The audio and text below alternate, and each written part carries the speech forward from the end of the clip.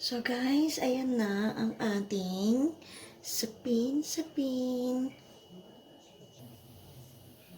Ayan, yummy. Gumawa rin ako ng mini. Ayan, 2 colors lang siya. Ayan. With latik on top. Beautiful.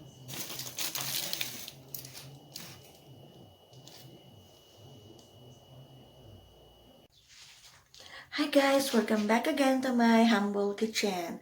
Today gagawa ako ng sapin-sapin. I made sapin-sapin before. Ayan. Ano siya? Mini sapin-sapin. Ayan siya. Puntahan niya na lang siya kung gusto niyong makita kung paano paggawa niyan. But this time, gagawa ako ng medyo malaki-laki siyang sapin-sapin.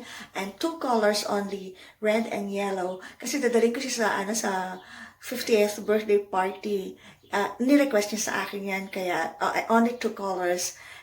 Upload ko na rin para meron kayong matutunan sa mga hindi pa nakakaalam dyan. So, konti lang ingredients natin, and I'm gonna show you the ingredients. Let's get started, guys! So, ayan ang kailangan natin food color. Ayan, ang yellow and red. Yan daw ang gusto ng aking friends. So, kailangan natin ng condensed. 1 condensed and 3 cans of coconut milk. Ito ang latik natin, coconut milk at sugar. So, this is not a sponsored video. This is not a sponsored product. I bought all of this. So, let's get started, guys.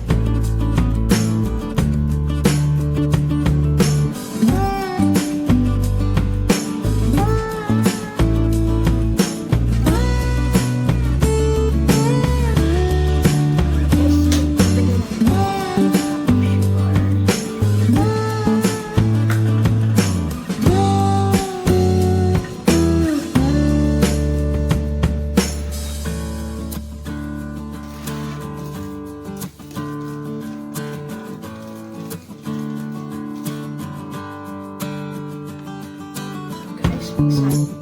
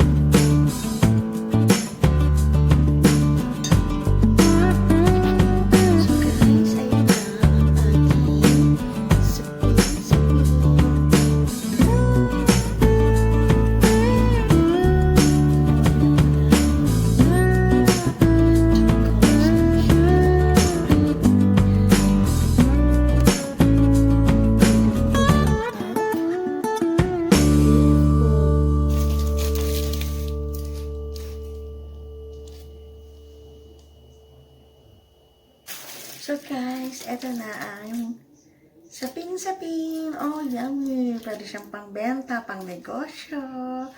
Ayan.